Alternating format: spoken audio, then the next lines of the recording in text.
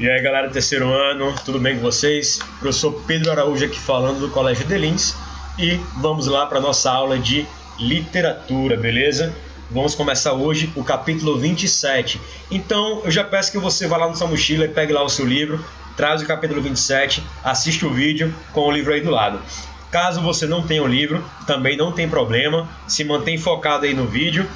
Eu sei que eu sou muito bonito, eu fico chamando atenção aqui no cantinho, mas foca no vídeo, beleza? E quando você terminar o vídeo, galera, abaixo do vídeo eu vou disponibilizar o capítulo 27 na versão digital. Então, mesmo que você não tenha o livro impresso, você vai poder acessar o capítulo 27 e fazer as atividades, beleza? Eu vou mandar o dever de casa e aí quem está sem o livro, acessa o livro digital, vai ter acesso lá ao livro completo e aí consegue fazer as atividades, anotando no caderno da resposta, porque quando a gente voltar, eu vou olhar os livros, vou ver as atividades que foram feitas, beleza?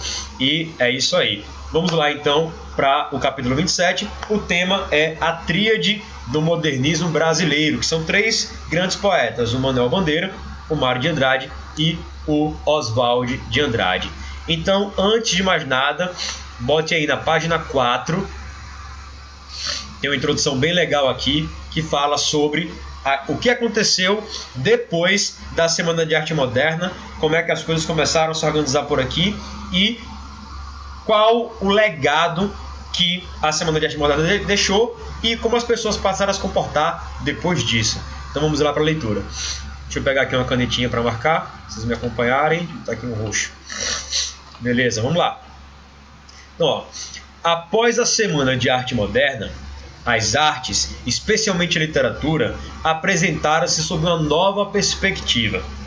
A partir de 1922, os artistas intensificaram as produções com temática nacional na busca pelo fortalecimento da identidade brasileira, aliada à proposta de valorização da linguagem regional. Isso aqui é importante, beleza? Marca aí, ó. Propondo a criação de uma língua e literatura que representasse o país. Então, finalmente, no modernismo, depois de mais de 4 séculos, o Brasil vai passar a produzir uma arte que não tem nada a ver mais com a Europa. Algo que é totalmente brasileiro. E talvez esse tenha sido o maior legado que os modernistas deixaram, foi essa liberdade da arte brasileira, que a gente só conseguiu fazer isso quando a gente passou a valorizar o nosso regional. Então os autores do Nordeste começaram a falar do Nordeste, da seca, do povo nordestino, do cangaço. Os autores do Sul, do Sudeste, começaram a tratar das peculiaridades do Brasil. É somente aí que a gente consegue de fato fazer uma literatura que representa o país. Porque daqui para trás, galera, tudo era imitação da Europa.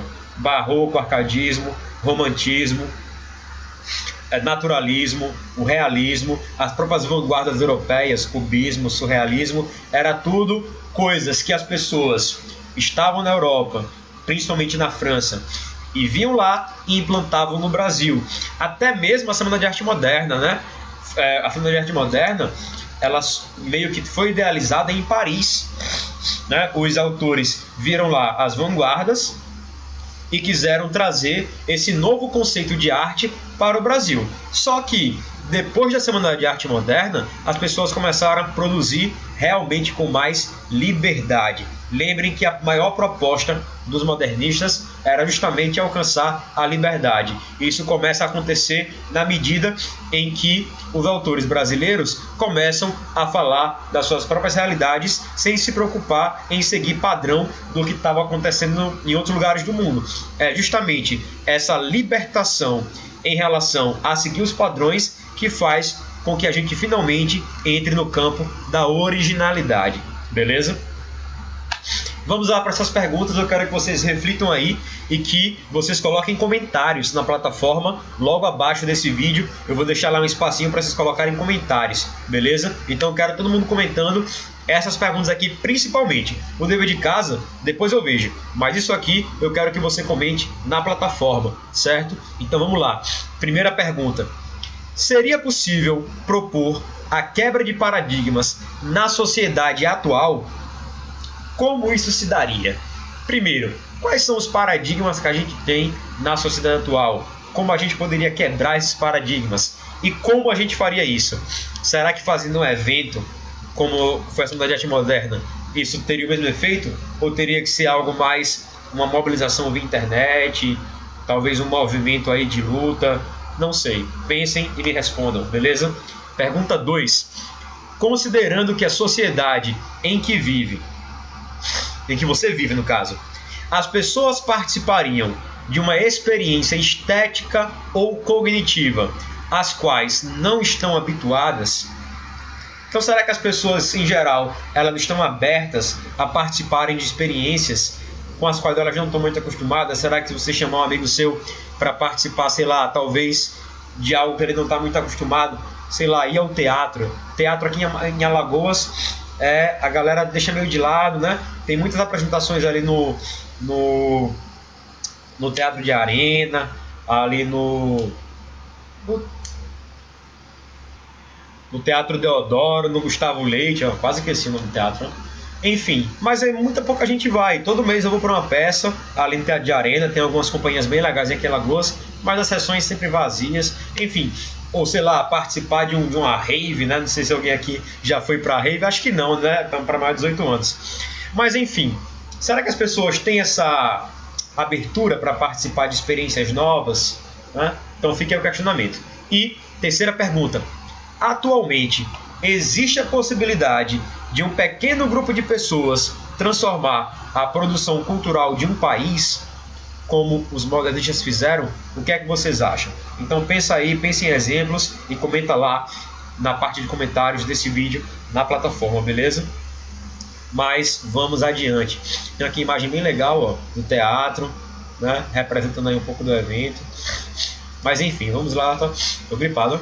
Vamos lá, a tríade modernista por dentro dos autores e das obras. Galera, mesmo você que está com o livro físico na mão, acesse o livro digital, porque no livro digital tem uns links, ó, como esse quadradinho aqui azul, que se você clicar ele vai abrir uma mídia. Nesse caso aqui é um vídeo, e é um vídeo bem legal. Eu aconselho que vocês assistam. Eu não vou colocar agora porque vai ficar um vídeo dentro do vídeo, vai ficar meio confuso. Mas quando terminar essa videoaula, acessa lá o livro digital, assiste esse vídeo, vai ser um complemento legal para nossa aula, beleza? Mas vamos lá então para essa primeira parte aqui. O modernismo no Brasil teve como marco a Semana de Arte Moderna de 1922, com diversas apresentações teatrais, musicais, plásticas e literárias. Dentro desse cenário, contudo, 3 nomes se destacaram: o Manuel Bandeira, o Mário e o Oswald de Andrade, que eram 2 irmãos, beleza?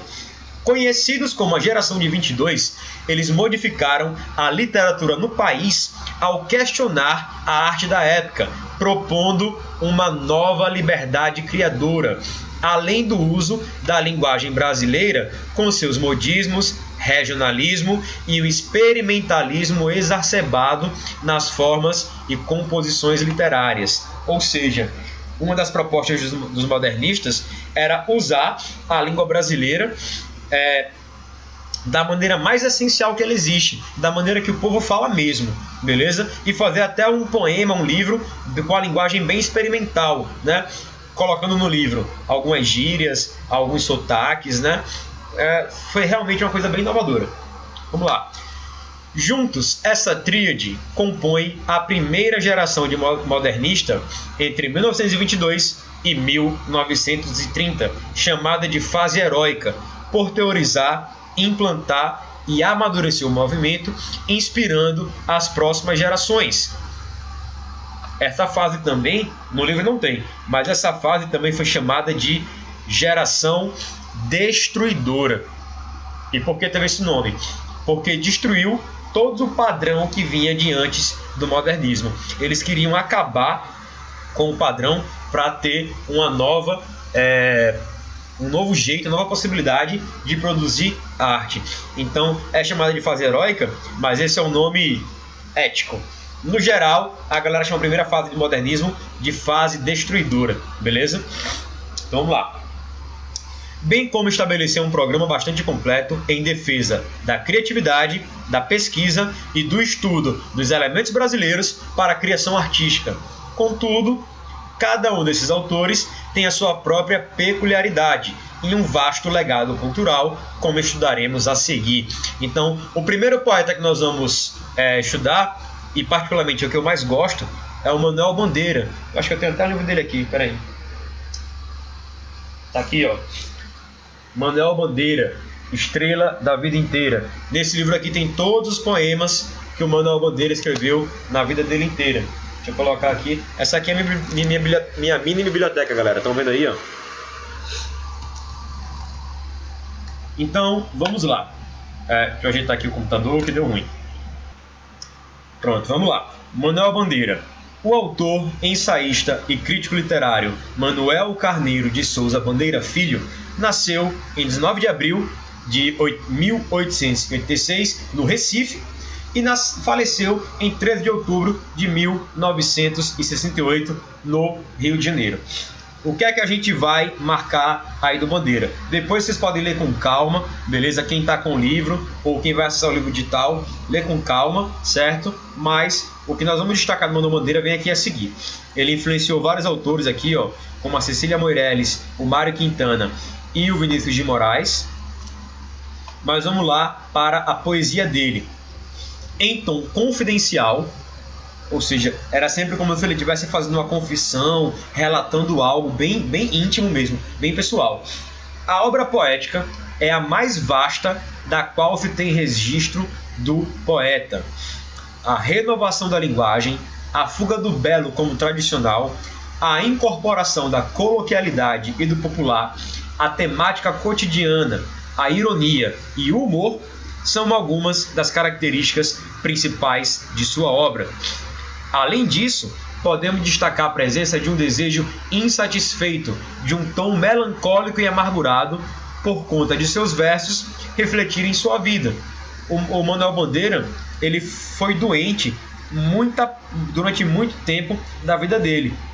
Inclusive, ele morreu de tuberculose, bem doente e tal. Então, muitas vezes, ele tinha um tom um pouco mais triste e amargurado, porque a vida dele não era legal, né? Então, ele acabava transmitindo isso para a sua poesia. Ele tem 3 fases: a fase pós-simbolista, a fase moderna e a fase pós-moderna. O pós-modernismo a gente ainda vai estudar, é lá no segundo, terceiro bimestre, beleza? Mas vamos lá. Na primeira fase, que é a fase pós-simbolista, tem 3 dos seus livros: O Cinza das Horas, Carnaval e Ritmo Dissoluto. Nesse período tem os poemas mais clássicos, mais tradicionais, beleza? Ó, versos simbolistas e parnasianos. Eita, marquei aqui errado, peraí. Pronto. Beleza? E além de empregar rimas e ritmo cadenciados, tinha métrica. Então, esses poemas são mais tradicionais. Já na sua fase moderna, ele escreveu os livros mais importantes da sua vida, que foi o livro Libertinagem e o livro Estrela da Manhã. Esses são os livros mais famosos que ele escreveu, beleza? Então, ó, na fase moderna, ele já teve uma influência aí das vanguardas europeias e do próprio modernismo, beleza? Na época, ele estava inclusive tratando a tuberculose que ele tinha na Suíça. Esses 2 livros demonstram que o poeta aderiu radicalmente ao movimento modernista. Há a presença de versos livres e brancos que já tinham aparecido um pouco no livro Carnaval, mas que aqui se tornaram constantes. Além disso, a intensificação da coloquialidade. E na fase pós-modernista, nós não vamos focar muito nisso, mas tem a volta do verso um pouco mais tradicional e também a presença dos versos livres, né? Ele faz uma espécie de mistura, é uma total liberdade. Mas vamos lá. Os temas de amor e morte em Manuel Bandeira. Eu já falei para vocês que na literatura como um todo, desde do século I até o século XXI, né? Durante todos esses anos, da Grécia Antiga até agora, a contemporaneidade, 3 temas na literatura são os mais comuns, que são o amor, a morte e a sua cidade, o local em que você nasceu, que você cresceu e viveu, né? O amor pela sua terra natal. Esses são os 3 temas mais comuns. E é claro, o Manuel Bandeira também fala de temas como amor e morte, mas é de uma maneira bem diferente, bem não convencional. Enquanto os poetas, em geral, tratam do tema do amor, sempre se referindo como uma pessoa amada, o Manuel Bandeira, como ele trabalhava muito a questão da coloquialidade, do cotidiano, do dia a dia, ele conseguia perceber o amor nas pequenas coisas, beleza? Aqui, ó, vamos lá.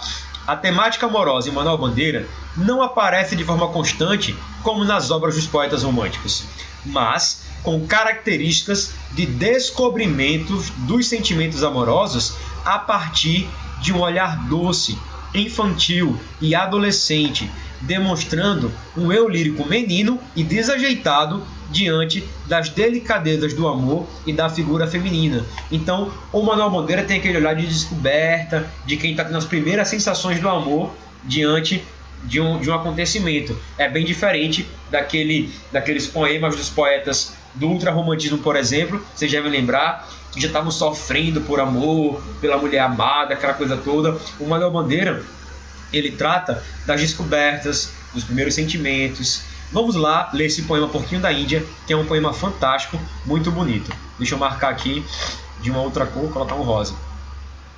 Vamos lá, ó. Porquinho da Índia. Quando eu tinha 6 anos, ganhei um porquinho da Índia. Que dor de coração me dava, porque o bichinho só queria estar debaixo do fogão. Levava ele para a sala, para os lugares mais bonitos, mais limpinhos. Ele não gostava, queria estar debaixo do fogão.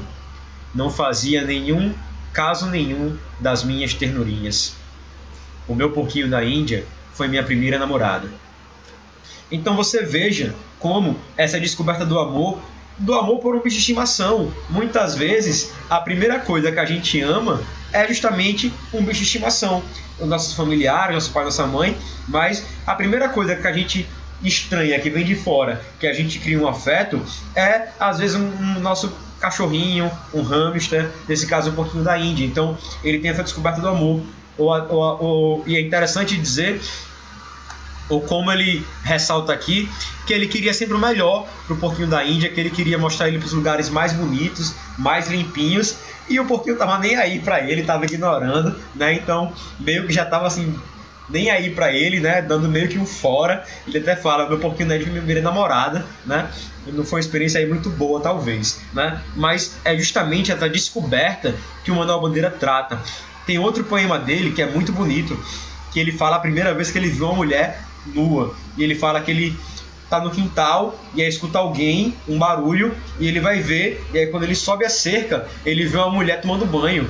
E aí ele fala, foi o meu primeiro alumbramento. Como quem fica assim encantado, sabe? É bem interessante a gente ver essas pequenas descobertas que o Manuel Bandeira ele coloca nos seus poemas. Você tem uma sensação de lembrança da sua infância quando você lê. Mesmo que você não tenha vivido aquilo, mas traz aquele sentimento de infância, sabe? A leitura dos poemas dele são muito bons. Mas vamos lá. Pode-se observar, por exemplo, que dentro das propostas modernistas, Manuel Bandeira explora a linguagem coloquial, como em pra, os, e um aspecto infantil. Quando eu tinha 6 anos, ternurinhas, bichinhos, limpinhos. A gente percebe que nesse poema não tem pontuação, beleza? É a ruptura da sintaxe, é uma coisa também mais cotidiana, uma fala cotidiana, uma liberdade formal. Ou seja, o Manuel Bandeira não está preocupado aqui em seguir os aspectos formais da língua portuguesa.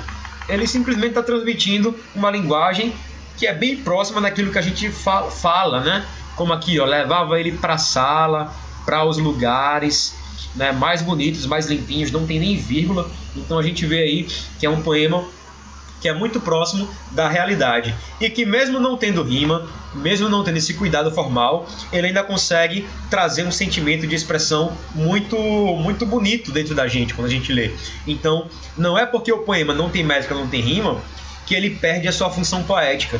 É importante que isso fique claro. Acho que a gente comentou na sala rapidamente um pouco sobre isso e a gente percebeu justamente isso. Ora, poesia só é poesia se tiver rima? Não, claro que não. É claro que a rima é importante, porque ela traz uma questão musical para o poema. Mas, mesmo sem rima, mesmo sem métrica, o poema ainda é capaz de despertar sentimentos, despertar memórias, né? Então, ainda assim, a poeticidade, ou seja, o fator poético, ele não se perde, beleza? Vamos adiante.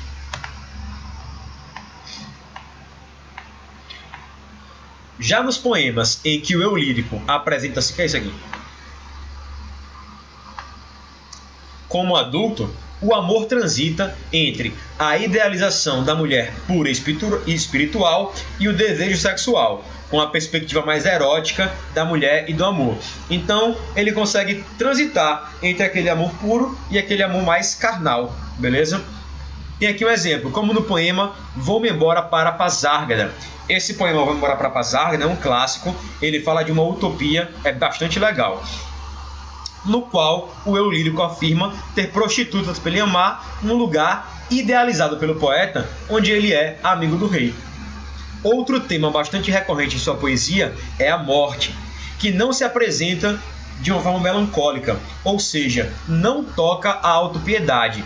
Ao contrário, a morte é vista sob uma perspectiva irônica e bem-humorada, dissolvendo a tensão que a temática normalmente provocaria no leitor.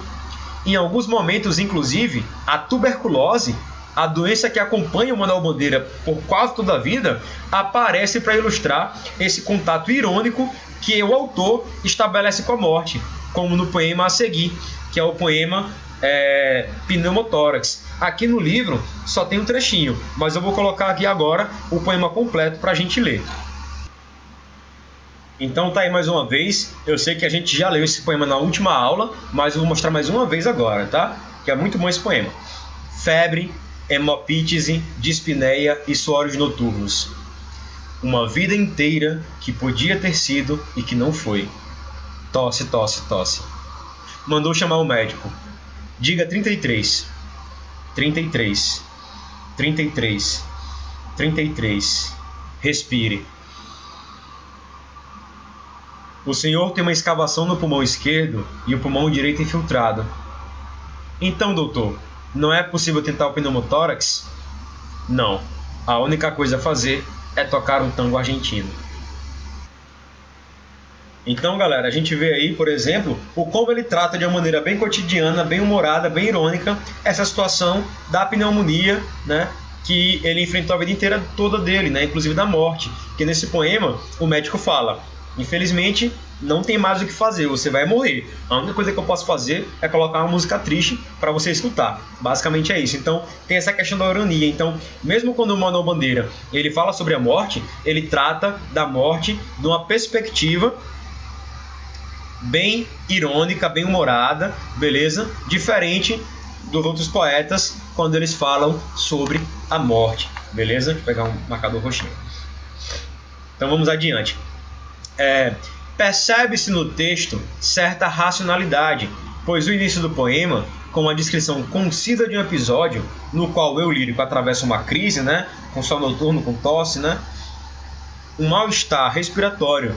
Depois, explica por meio da voz do médico o que o acomete, em decorrência da tuberculose.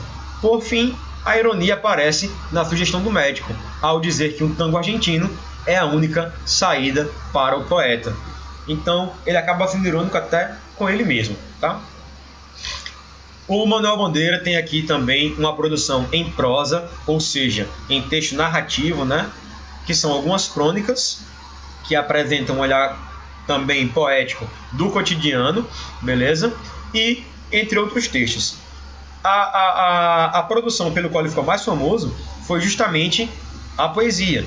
O Manuel Bandeira é conhecido como um poeta e não como um escritor, né, como um autor de livros narrativos, de histórias narradas, beleza? Tem aqui as suas principais obras, ó. Depois vocês podem dar uma lida com mais calma nessas páginas. Eu falei só o essencial, mas aconselho que vocês dêem uma lida melhor. E agora vamos para a atividade. Tem aqui justamente o poema Vou-me embora para Pasárgada, certo? E logo depois as atividades que eu vou pedir que vocês façam, certo? Mas vamos lá para a leitura desse poema, que eu acho que vocês vão gostar bastante. Pasárgada seria um local utópico, um local ideal. É por isso que ele disse que vai embora para lá. Mas vamos lá para a leitura do poema. Vou-me embora para Pasárgada. Lá sou amigo do rei. Lá tenho a mulher que quero, na cama que escolherei. Vou-me embora para Pasárgada. Vou-me embora para Pasárgada. Aqui eu não sou feliz. Lá a existência é uma aventura, de tal modo inconsequente que Joana, a louca da Espanha, rainha e fofa da mente, vem a ser contraparente da nora que eu nunca tive. E como farei ginástica, andarei de bicicleta, montarei em burro brabo, subirei no pau de sebo, tomarei banhos de mar. E quando eu estiver cansado, deito na beira do rio, mando chamar a mãe d'água para me contar histórias, que no tempo de um menino, Rosa vinha me contar. Vou-me embora para Passárgada. Em Passárgada tem tudo, é outra civilização. Tem um processo seguro de impedir a concepção. Tem telefone automático, tem alcaloide à vontade. Tem prostitutas bonitas pra gente namorar. E quando eu estiver mais triste de não ter jeito, quando a noite me der vontade de me matar, lá sou amigo do rei. Terei a mulher que quero, na cama que escolherei. Vou-me embora pra Passárgada. Esse poema justamente fala desse local que é ideal, em que todos os seus desejos são realizados, e aí é justamente essa temática que também, como eu já falei para vocês, a utopia ela é muito abordada no modernismo. Galera, eu vou colocar aqui algumas questões para que vocês façam, certo? Quem está com o livro faz no livro, quem está sem o livro abre o livro digital, responde as questões, beleza? Questão 1, 2, 3, 4, 5, 6. Essas duas páginas. Tem aqui um outro poemazinho. Aqui também tem esse último poema que é muito bom. Eu vou até ler agora com vocês, beleza? E na próxima aula a gente faz rapidamente a correção dessas questões, beleza? Mas lembrem de fazer a atividade, não deixem de fazer, certo? Eu vou só ler esse poema e vou encerrar o vídeo, porque está chegando aí nas meia hora já, beleza? E aí eu sei que pode ficar cansativo, até porque tem outros vídeos para vocês verem depois desse, inclusive aquele lá do módulo, beleza? Aquele videozinho lá. E também vai ter atividade para que vocês façam ainda assim que vocês terminarem a videoaula. Mas vamos lá para a leitura deste poema aqui. Deixa eu só colocar aqui meu óculos. O último poema. Assim eu quereria o meu último poema, que fosse terno, dizendo as coisas mais simples e menos intencionais, que fosse ardente como um soluço sem lágrimas, que tivesse a beleza das flores quase sem perfume, a pureza da chama em que se consomem os diamantes mais límpidos, a paixão dos suicidas que se matam sem explicação. Então a gente percebe que nesse poema o Manuel Bandeira coloca uma série de imagens, uma série de qualidades que ele queria que o último poema dele tivesse, né? Ele queria que o último poema dele fosse doce, fosse terno, com palavras simples, a beleza das flores e ao mesmo tempo tivesse a chama, né, que consome os diamantes, né, a paixão daqueles que se matam por amor. Então ele traz aí uma série de características, beleza? Eu já acabou na resposta da questão 6, mas não tem problema. Galera, façam as atividades, página 10 e 11. Eu vou colocar um lembrete lá na página da aula, no planejador, beleza? E aí vocês respondam as questões e a gente se encontra na nossa próxima aula. Galera, um prazer estar aqui com vocês, nem que seja através de vídeo. Tô com saudade da turma, por incrível que pareça, mas eu tô sem saudade de entrar na sala de aula, de falar com vocês. A gente se encontra com tudo isso passar, então até a nossa próxima videoaula. Um abraço e um beijo para todos vocês.